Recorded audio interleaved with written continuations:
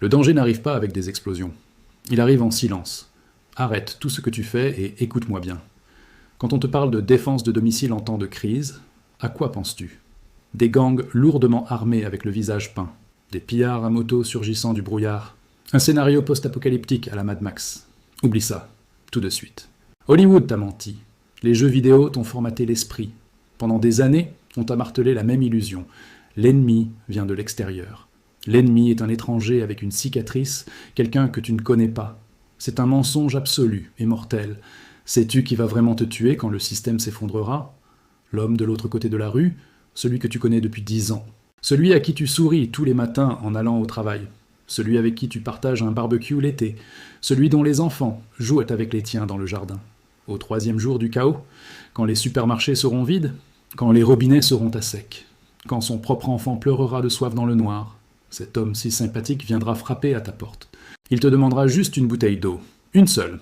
Dans ma stratégie de défense de domicile, je t'ai exposé les erreurs mortelles. La pire d'entre elles, te préparer pour le mauvais ennemi. Aujourd'hui, on détruit cette erreur. Parce que tu ne peux pas défendre ta famille si tu ne sais pas de qui tu dois la protéger. La pitié est une émotion. La survie est une mathématique. Et cette mathématique est froide, brutale et impitoyable. Faisons le calcul ensemble. Tu as fait tes devoirs. Tu as 30 jours de stock alimentaire. Ta famille compte 4 personnes. Vous êtes en sécurité pour 1 mois. Mais ton voisin frappe. Tu partages avec sa famille. Vous passez à 10 personnes. Ton stock fond à 12 jours. La rumeur court. D'autres voisins arrivent. Vous êtes 20. Ton stock tombe à 6 jours. Au bout du 6e jour, les placards sont vides. Tout le monde a faim. Qu'as-tu accompli? Tu n'as sauvé personne. Tu as juste acheté 6 jours de répit.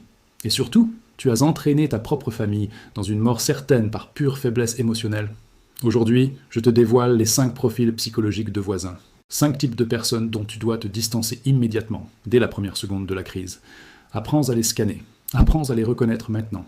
Car quand la faim s'installera, il sera trop tard pour faire le tri. Voici les 5 menaces qui vivent à côté de chez toi. 1. La cigale, le piège de l'empathie. Tout le monde connaît ce type, il est partout. C'est le voisin insouciant, celui qui vit au jour le jour. En temps de paix, il est le premier à se moquer de toi. Quand tu stockes des packs d'eau, il rigole. Tu prépares la fin du monde ou quoi? Quand tu achètes des conserves et des filtres, il lève les yeux au ciel. Il te sort les mêmes phrases préconçues. L'État sera toujours là pour nous protéger. On est en France, on n'est pas dans le tiers-monde. Ça n'arrivera jamais. Tu es trop parano. Tu connais la fable de La Fontaine, la cigale et la fourmi. La cigale chante tout l'été. Elle profite, elle consomme. Pendant ce temps, la fourmi travaille, stocke, anticipe l'hiver. Et quand la bise fut venue, la cigale se trouva fort dépourvue. Que fait la cigale? Elle va frapper chez la fourmi. C'est exactement, à la virgule près, ce qui va se passer au jour 3 de l'effondrement. L'eau est coupée depuis 72 heures, les rayons des magasins sont pillés, le réseau électrique est mort, et ce voisin, celui qui se moquait de toi, est là, devant ta porte. Il tient son enfant par la main. Ses yeux sont cernés. Il te regarde et lâche la phrase fatale. « S'il te plaît, juste une bouteille d'eau. Je te la rendrai dès que les supermarchés rouvriront. » À cet instant précis, ton cerveau humain, social et empathique va vouloir céder. Mais rappelle-toi la mathématique de la survie. Si tu lui donnes cette bouteille d'eau, tu ne fais pas une bonne action. Tu viens de signer ton arrêt de mort. Pourquoi? Parce que tu viens de lui donner une information classifiée? Tu viens de lui confirmer que tu as un stock chez toi. Cette bouteille d'eau n'est pas de l'hydratation. C'est une fuite de données. Le lendemain, la soif reviendra. Il reviendra.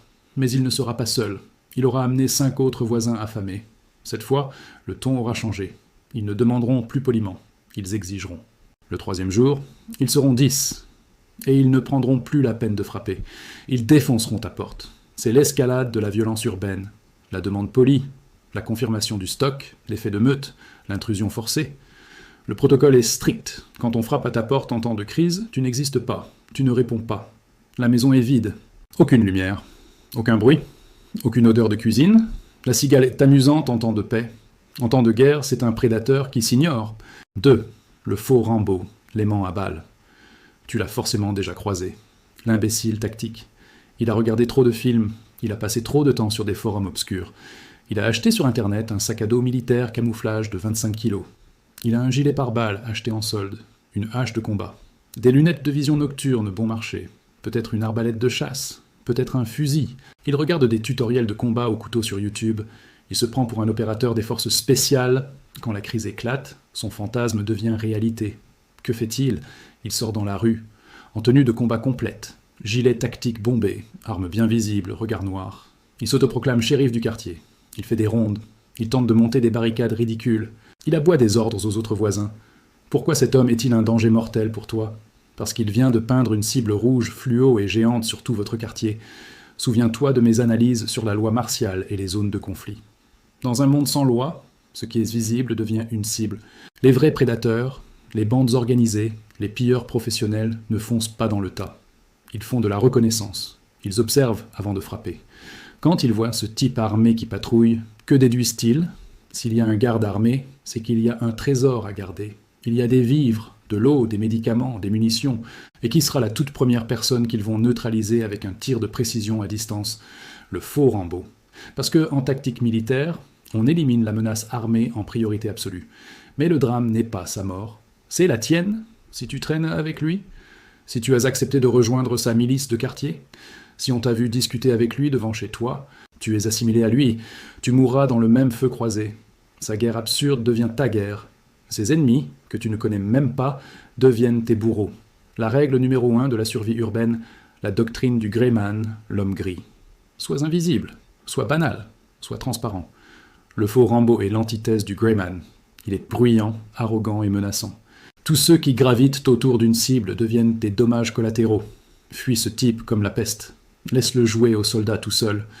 Ce n'est pas son gilet tactique qui te sauvera, c'est ta capacité à te fondre dans le décor. 3. La balance. Le destructeur d'obsèques.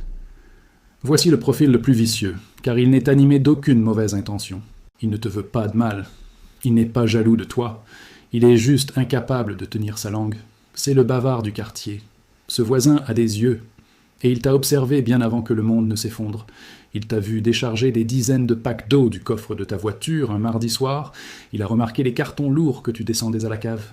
Peut-être qu'un jour, dans l'ascenseur, il a souri en te demandant « Dis donc, tu nourris un régiment avec tous ces sacs de riz ?» Tu as bafouillé une excuse. Tu as parlé d'une grande fête de famille. Mais l'information est entrée dans son cerveau. Et elle y est restée. Fast forward. La crise frappe. L'angoisse monte dans l'immeuble. Les ventres crient de famine. Les rumeurs remplacent les informations télévisées. On chuchote dans les couloirs. Qui a à manger? Qui s'était préparé? C'est là que la balance frappe. En toute innocence, au milieu d'un groupe de voisins désespérés, il lâche la bombe. Vous savez, Jean-Pierre, au 2e étage. L'autre jour, je l'ai vu rentrer des dizaines de conserves et des bidons d'eau. Il doit avoir un sacré stock chez lui. Boum. Ta forteresse vient de s'effondrer. Cette simple phrase est un missile de précision sur ta porte d'entrée. En 5 minutes, la rumeur fait le tour de l'immeuble. En 2 heures, elle contamine tout le pâté de maison. Des dizaines de personnes affamées, poussées par l'instinct de survie de leurs enfants, vont s'amasser sur ton palier. Tu avais barricadé ta porte. Tu appliquais le silence radio. Ta stratégie Greyman était parfaite.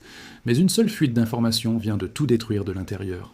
Dans le jargon militaire, c'est ce qu'on appelle une violation de l'OPSEC, Operational Security, sécurité opérationnelle. Pourquoi les armées cachent-elles la position de leurs troupes, leurs réserves de munitions et leurs plans? Parce que l'information, c'est le pouvoir. Si l'ennemi connaît tes capacités exactes, tu as déjà perdu la bataille. La règle est d'une rigidité totale. 0 fuite, 0 indice. Tes voisins ne doivent jamais, sous aucun prétexte, soupçonner ton état de préparation. L'obsèque ne s'improvise pas quand le courant saute, c'est une discipline de temps de paix. Achète tes stocks petit à petit. Jette les emballages de tes rations de survie dans une autre poubelle. Ne porte pas de vêtements de marque tactiques au quotidien. Et surtout, identifie la balance. Si ce voisin te pose des questions, mens. Sois ennuyeux. La moindre miette de vantardise de ta part se transformera en balle de calibre 12 le moment venu. Le silence est ton meilleur blindage. 4. Le communiste de crise, le tyran de la solidarité. Celui-ci est un manipulateur de génie. Il n'apparaît pas au jour 1. Il attend que la peur atteigne son paroxysme. Autour du 5e jour, quand l'espoir des secours s'est évaporé et que la faim tenaille les estomacs. Une réunion informelle s'organise dans la cour de l'immeuble ou sur la place du village. Les gens ont peur. Ils cherchent un leader. Et cet homme prend la parole. Il a le verbe haut, le regard compatissant. « Chers voisins, nous traversons une épreuve terrible, mais nous sommes tous dans le même bateau. Nous ne survivrons qu'ensemble. La seule chose juste et morale à faire aujourd'hui, c'est de tout mettre en commun, que chacun descende la nourriture et l'eau qu'il cache chez lui, et nous ferons un partage équitable. C'est le temps de la solidarité absolue. La foule applaudit. Ça semble si noble, si juste. Solidarité, égalité, fraternité. Mais arrache ce masque de vertu. Regarde la réalité en face. Cet homme ne parle pas par bonté d'âme. Il parle parce que ses propres placards sont vides. Il n'a rien anticipé. Il a dépensé son argent en futilité pendant que tu sacrifiais tes économies pour protéger ta famille. Aujourd'hui, il utilise l'arme la plus puissante des sociétés humaines, la pression du groupe. Il tente d'organiser le vol légalisé de tes réserves sous le noble prétexte du bien commun. C'est un braquage. Il n'a pas de pistolet. Il a la morale de la foule. Et si tu oses lever la main pour dire « Non, j'ai travaillé dur pour mes stocks. Je les garde pour mes enfants. » Que se passe-t-il? Le piège se referme. Le leader te pointe du doigt. Il te transforme en monstre. Regardez cet égoïste. Il laisse nos enfants crever de faim pendant qu'ils se goinfrent. C'est un ennemi de la communauté. Instantanément, tu deviens la cible à abattre. La foule, poussée par la faim et manipulée par la rhétorique, se retournera contre toi avec la violence d'une meute de loups. L'histoire déborde de ces scénarios. À chaque effondrement, des tribuns émergent pour justifier le pillage de ceux qui ont été prévoyants. La parade, l'évitement absolu. Ne participe jamais à ces assemblées de quartier. Si tu y es traîné de force, ferme ta bouche. Ne contredis pas le leader. Applique la tactique du miroir inversé. Sois la plus grande victime de l'assemblée. Hoche la tête, aie l'air abattu. Immense effrontément. Oui, c'est terrible. Je n'ai plus rien chez moi. J'espérais tellement que vous aviez une solution. Mes enfants ont le ventre vide. Le tyran de la solidarité cherche des proies riches. Devient la proie la plus misérable. Il détournera son regard. 5. L'hystérique, la balise de détresse mortelle. C'est le profil le plus tragique et peut-être le plus mortel à court terme. Les 4 autres profils te menacent de manière plus ou moins consciente ou calculée. L'hystérique, lui, te tue sans même s'en rendre compte. Ce voisin est incapable de gérer le moindre stress. Son système nerveux s'effondre à la première coupure d'eau. Il n'y a plus de règles pour lui. La rationalité a déserté son cerveau. Il est en état de panique perpétuelle. Dans mes stratégies de survie urbaine, j'insiste lourdement sur la discipline de la lumière et du son. C'est la base de ta protection. Au 4e jour, la ville est plongée dans les ténèbres. L'anarchie règne. Ta maison est une tombe. Tes fenêtres sont occultées par d'épais cartons et des couvertures. Aucun rayon de lumière ne filtre. Tu ne cuisines rien de chaud pour éviter les odeurs. Tu chuchotes. Tu marches sans chaussettes. Ton protocole Greyman est activé à 100%. Ton domicile ressemble à une maison abandonnée. Mais que fait l'hystérique au rez-de-chaussée ou dans la maison d'à côté? Il allume 3 grosses bougies et les pose bien en évidence sur le rebord de sa fenêtre. Il hurle au téléphone, qui n'a pourtant plus de réseau, en espérant que ça marche. Il hurle sur son conjoint. Il laisse ses enfants hurler de terreur sans les rassurer. Il claque les portes. Pire, il sort dans la rue, en larmes, une lampe torche à la main, hurlant à l'aide dans la nuit noire. Les conséquences sont immédiates et fatales. À 5 kilomètres à la ronde, dans une ville éteinte, sa lumière est un phare dans la tempête. Ses hurlements déchirent le silence oppressant de la nuit. Il vient d'envoyer un signal GPS extrêmement précis à tous les prédateurs de la zone. Il vient de dire « Il y a de la vie ici, il y a de la faiblesse. Venez vous servir. » La discipline est un bouclier collectif. L'indiscipline d'un seul individu détruit le bouclier de tout un pâté de maisons. Les pillards ne feront pas dans le détail. Ils attaqueront la source de lumière, puis ils nettoieront tous les bâtiments adjacents, dont le tien. Tu ne peux rien faire pour ce type. Tu ne peux pas le raisonner. Tu ne peux pas calmer une attaque de panique généralisée avec de la logique. Tu ne peux surtout pas aller le voir pour lui dire de se taire, car tu t'exposerais. La seule solution face à l'hystérique, c'est la distance. S'il habite ton palier, c'est un signal d'alarme rouge écarlate. Ton plan d'évacuation, bug out, doit être activé. Ces cris sont le compte à rebours avant l'arrivée de la menace armée. Fuis avant que son hystérie ne t'attire les balles. La seule arme qui reste, le protocole Greyman. Je viens de te cartographier ton environnement immédiat. Tu as vu les 5 visages de la mort de proximité? La cigale qui divulgue tes secrets, le faux Rambo qui attire l'ennemi, la balance qui détruit ton obsèque, le communiste de crise qui orchestre ton pillage, l'hystérique qui révèle ta position géographique. Ta mission n'est pas de te battre contre eux. Sortir ton arme pour menacer un voisin, c'est déjà avoir perdu la guerre de l'information. La confrontation directe est toujours un échec de la planification stratégique. Ta seule et unique arme, ton gilet pare-balles, absolu, c'est l'invisibilité. C'est l'art d'être l'homme gris. Le Greyman ne fait pas que se cacher. Il joue un rôle. Il est le meilleur acteur du quartier. La survie te demande de mentir avec conviction. S'ils se plaignent d'avoir faim, tu dois paraître affamé au bord de l'évanouissement. Creuse tes joues, porte des vêtements froissés et sales. Si la rue est terrifiée, affiche un regard vide, épuisé, brisé par le stress. Ne sois jamais propre, jamais rasé de frais, ne sens jamais le savon. Quelqu'un qui a une hygiène impeccable au bout d'une semaine de chaos est quelqu'un qui a des réserves d'eau secrètes. Et ça se remarque. Si quelqu'un frappe à ta porte, tu es un fantôme. La porte reste close. Si on te coince dans le couloir de la cave, regarde le sol, trébuche à moitié et murmure « C'est fini, on n'a plus rien, je ne sais plus quoi faire ». Est-ce que c'est lâche? Est-ce que c'est cruel de mentir à ceux qui souffrent? Oui. Les règles de la société polie te diront que c'est mal.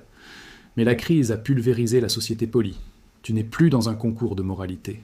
Tu es dans un test de sélection naturelle. Et dans ce test, la règle est gravée dans le marbre de l'histoire de l'humanité. Celui qui se montre, meurt. Celui qui s'efface, survit. J'ai passé des heures à te construire un système de défense global. Comment gérer le blackout total? Comment préparer un sac d'évacuation qui sauve vraiment des vies? Comment structurer ton domicile en forteresse passive? Aujourd'hui, je viens d'ajouter la pièce maîtresse à ton blindage, la gestion de la menace humaine de proximité. Parce qu'une porte blindée en acier trempé ne sert à rien si c'est toi qui l'ouvres par culpabilité ou manipulation. Le danger ne porte pas toujours une cagoule. Souvent, il porte le visage de ton voisin de palier. L'équipement tactique ne sauve pas.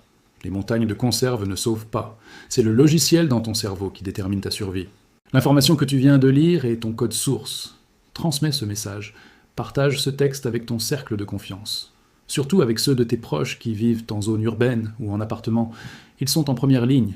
S'ils ne sont pas capables d'identifier ces 5 profils dès les premières heures, ils ne passeront pas la première semaine. Le temps de la préparation mentale, c'est maintenant. Quand les lumières s'éteindront, il sera l'heure d'appliquer le plan. Le danger arrive toujours en silence. Prépare-toi, reste invisible, survis.